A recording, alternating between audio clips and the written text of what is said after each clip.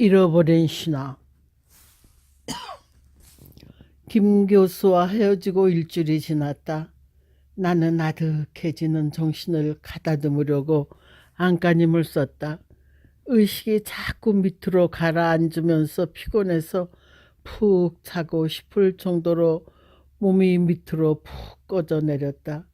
나중에는 전신이 굳어가는데 멀리서 사람들의 수론거림이 잠을 방해한다는 생각이 들 정도로 신경을 자극했다. 닥터, 정신 차려요. 수혈하고 있으니 괜찮아질 거요. 이건 대학병원 원장 음성이다. 간호사들이 이리저리 뛰는 분주한 모습이 흐린 눈망울에 잡혀왔다. 뒷목과 등에 총 8군데 칼에 찔렸어요. 그 순간 자신에게 돌진해 오던 남자의 모습이 앞을 스쳤다. 10번의 시험관 시술 끝에 출산한 아기가 심장이 잘 형성되질 않아 일주일 만에 숨을 거두는 슬픈 일이 있었다. 그 아기의 아빠가 제정신이 아닐 정도로 흥분하여 갑자기 진로실로 뛰어들어와 귀하게 억지로 얻은 아기를 왜 죽였느냐고 따지다가 벌떡 일어서더니 나가 다시 돌아와 나의 등에 칼부림을 한 것이다. 등과 목에 닿던 차갑고 날카로운 금속성의 오싹함이 순간 소름 끼치게 다가왔다. 그간 깊은 수렁을 헤매고 난 끝에 의식이 돌아와 하얀 천정의 눈길을 던지는 찰나 수간호사인 미스강이 다가와서 나의 손을 잡았다. 생명 건진 건 기적이에요. 하나님의 돌보심입니다. 부모님이 장로님과 권사니라 그분들이 기도의 힘이 컸다고 봅니다. 실눈을 뜨고 보니 미스강은 눈물이 그렁해서 나를 안타깝게 내려다보고 있었다. 나 얼마나 다쳤어? 미스강은 말을 아낀다. 결국 알게 될 걸 숨기는 걸 보면 아마도 극한 상황까지 간 모양이다. 6달 병원 생활 끝에 집으로 퇴원했다. 칼끝이 목뼈와 척추를 스쳐 하반신이 마비되어 걸을 수도 없게 되었다. 감각이 없어 허리 밑으로 죽어버린 이물질이 매달린 셈이다. 하반신에 감각이 없으니 대소변을 보는 일도 끔찍했다. 이제 쓸모없는 인간이 되어 누워있는 내 자신이 너무 불쌍했다. 왜 내가 그 남자 때문에 이런 삶을 살아야 하는지 분노가 치밀기 시작했다. 오늘도 내일도 아니 영원히 걷지 못하고 이렇게 누워 살아야 하는 여자가 되었다는 현실을 받아들여 참아내기에 나는 지나칠 정도로 버거웠다. 그간 내 삶의 방식이었던 노력해서 될 일이 아니었다. 가정 예배 때마다 귀따갑게 듣던 아버지의 설교가 스친다. 인생에서 내가 컨트롤할 수 있는 것이 단 하나도 없다. 모두 하나님의 손에서 운행되는 것이다. 이 말이 뼈 아프게 다가왔다. 멍청이 누워서 눈꼬리로 흘러내리는 눈물을 펑펑 흘려서 베개를 푹 적셨다. 내 인생의 뒤안길을 돌아보니 그간 참으로 능코 뜰 새 없이 발버둥 쳤다.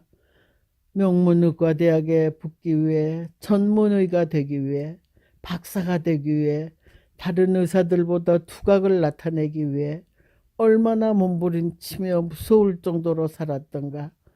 이 모두가 악바리처럼 노력한 산물이었다.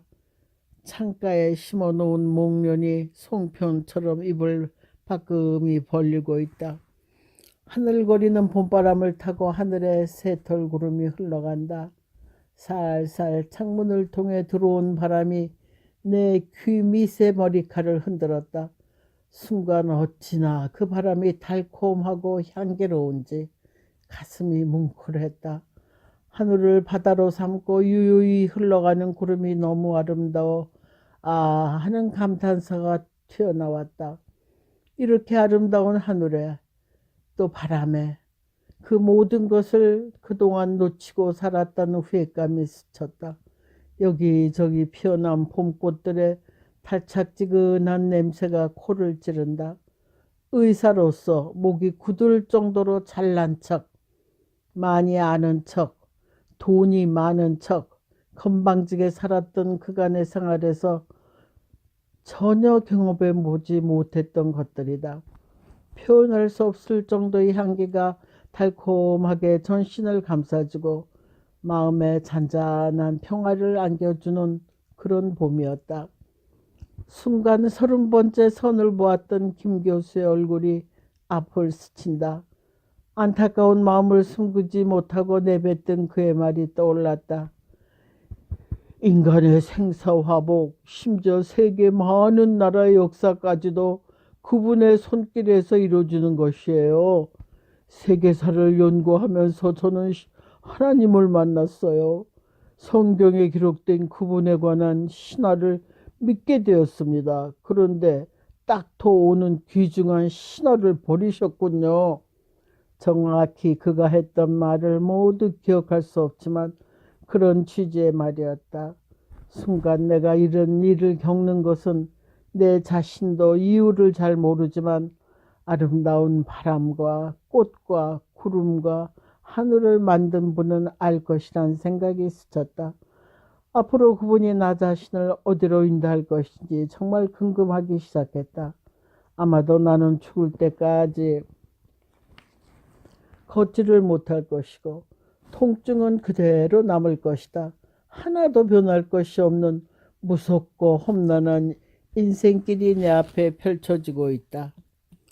목숨이 붙어있는 한 나는 이렇게 침대에 누워 살다가 죽을 것이라면 너무 끔찍했다. 지난날 내가 목숨 바쳐 추구하고 달려온 성공이 지금 무엇이란 말인가? 돈과 명예를 더 다 얻은 자리에서 한순간 이런 비극으로 몰락한 자신이 너무 가여웠다. 이런 형편에서 내가 꼭 잡고 내 자신을 세워줄 그 무엇이 필요했다. 그건 사랑일까? 아니면 다시 극적으로 기적적으로 일어나 내가 움켜잡았던 명예의 자리에 다시 오르는 것일까? 후자는 불가능하다. 의학적으로 과학적으로 이미 뭉그러진 척추를 살려낼 수 없으니 영원히 병신의 모습으로 살아야 한다. 내가 이 자리에서 할 일이 과연 무엇이란 말인가? 죽음뿐이었다. 그 길이 다 내가 가야 할 길이다. 어떻게 자살할 것인가? 이것이 문제였다. 혼자서는 아무것도 할 수 없기 때문이다. 현관 쪽이 어수선하다. 처음 몇 달간 굉장히 많은 사람들이 다녀갔고 위로의 말을 던졌고 함께 슬퍼했다. 이런 비참한 내 모습을 보여주기 싫어서 나는 가족들에게 절대로 방문객을 들이지 말라고 늘 신경질을 부렸다. 지금 밖에 온 사람은 굉장한 치유의 방문객인 모양이다. 아마도 내가 근무했던 병원의 원장이라고 온 것일까? 나는 방문객의 소리에 귀를 기울이고 문 쪽을 향해 눈길을 던졌다. 방문이 열리고 여동생의 손길에 이끌려 들어온 사람은 놀랍게도 허름한 도시 변두리의 커피점에서 30번째 선을 받던 김 교수였다. 여동생이 둘만 남기고 나가버렸다. 눈을 감고 있던 나는 그가 던지는 따가운 눈길에 눈을 떴다. 그는 의자에 앉아 내 얼굴을 찬찬히 세심하게 보고 있었다. 이제 내가 이 남자와 결혼할 마음을 먹는다 해도 그럴 수 없는 몸이 되었다는 생각에 순간 분노가 치밀었다. 이런 꼴 보니 고소하죠? 어서 가요. 제 비참한 모습 보고 만족하여 호호거릴 당신이란 사람의 심리를 생각만 해도 끔찍해요. 앙탈은 여전하군요. 그는 빙긋 웃으면서 내 오른손을 두 손으로 감싸 잡았다. 내 눈길이 닿는 탁자 위에 그가 안고 온 담황색의 금낭화 화분이 놓여 있었다. 산골짜기나 외진 산기슭에 피는 순 한국산 토종꽃이다. 활처럼 휘면서 줄줄이 꽃몽우리를 터트린 금낭화의 은은한 꽃빛깔에서 외할머니가 살았던 산골 우물가를 떠올렸다. 거긴 인큐베이터 안처럼 잔잔한 평화가 넘치는 곳이었다. 금낭화 복주머니 모양의 여러 살이 풀이죠. 이 꽃의 꽃말은 당신을 따르겠습니다 라고 하더군요. 이제 저라는 사람은 여자가 아니잖아요. 그냥 말없이 돌아가세요. 우리가 나누는 대화가 저를 더 아프게 할 것이니 어서 가버려요. 첫 만남 뒤에 다시 보자고 전화를 걸었는데 이런 사고를 당했더군요. 창밖으로 새들이 제제거리면서 전깃줄 위에서 재롱을 떤다. 그걸 멍청이 쳐다보고 있는 나를 향해 그가 진지한 음성으로 말했다. 저 새소리 아름답죠? 전 역사 교수라 문학적 표현은 못해요. 하지만 얼마나 아름다운지 제 가슴이 떨려요. 저 소리에서 하나님의 숨기를 느끼기 때문이죠. 순간 조금 전에 내가 바라보았던 새털구름과 목련꽃 향기가 너무 사무치게 가슴에 파고들고 있었던 순간이 떠올랐다. 창밖에 목련이 지면서 여린 보리싹 빛깔의 잎사귀들이 나오겠죠. 거기서 저는 하나님의 자취를 봅니다.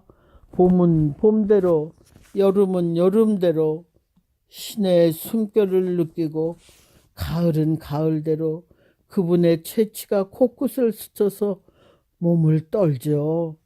그의 말에 나는 가만히 머리를 주워거렸다. 아마도 이 말을 그를 처음 만났을 적에 들었다면 얼씨구 병신 꼴갑하네 하고 반박을 했을 터이지만 조금 전에 경험했던 느낌 때문에 입을 다물고 눈을 감았다. 눈꼬리를 타고 눈물이 줄줄 흘러내린다. 그걸 손수건을 꺼내 김 교수가 닦아주면서 말한다. 요즘 저 이런 기사를 신문에서 읽었어요. 붉은 머리 오목눈이라고 들어보셨어요? 텃새인 뱁새라면 더 이해하기 쉽겠네요. 글쎄 그 새가 슬쩍 자신의 둥지에 알을 넣어놓고 부활을 기다리는 사기꾼 뻐꾸기의 음흉한 내막을 알게 되었대요. 해서 뻐꾸기 알을 둥지에서 싹 밀어내 버렸다는군요. 오목눈이가 똑똑해진 것이죠. 딱도 오도 오목눈이처럼 이젠 똑똑해지셔요. 그의 손에서 전달되는 듯한 강한 힘이 내 가슴을 스친다. 저는요, 어려서부터 기독교 교육을 받지 못했지만 천지창조, 부활, 심판, 천국을 믿어요. 성경에 기록된 기적들을 신화라고 하지만 그 신화는 저에게 생생하게 살아있는 믿음의 실체거든요. 신화에 나오는 나사로처럼 당신도 벌떡 일어서는 기적이 일어날 겁니다. 나만 장군이 요단강에 몸을 싣고 문둥병이 나은 기적이 일어날 거예요. 맹인이 번쩍 눈을 뜨는 기적도 일어날 것입니다. 그렇지 않으면 닥터우의 영혼이 거듭나는 아름다운 체험을 하여 세상을 다시 보는 신령한 사람으로 거듭날 걸 믿습니다. 닥터우가 강하게 주장하는 과학기술은 우리가 그분의 섭리를 더 이해할 수 있도록 돕고 있어요. 보이지 않는 그 너머를 보셔요.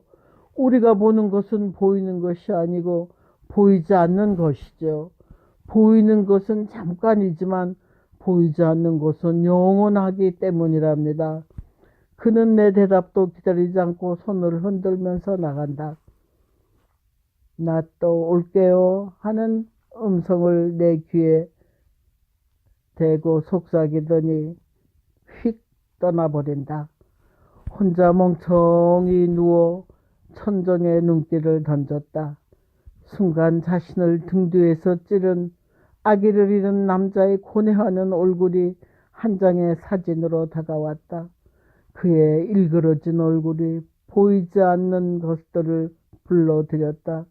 그는 얼마나 심령이 상했으면 나를 찔렀을까. 상한 그의 심령이 그대로 내게 안겨왔다. 내가 그에게 어떻게 해야 할 것인가 하는 마음이 나를 아프게 했다. 그가 너무 불쌍해서 견딜 수가 없었다.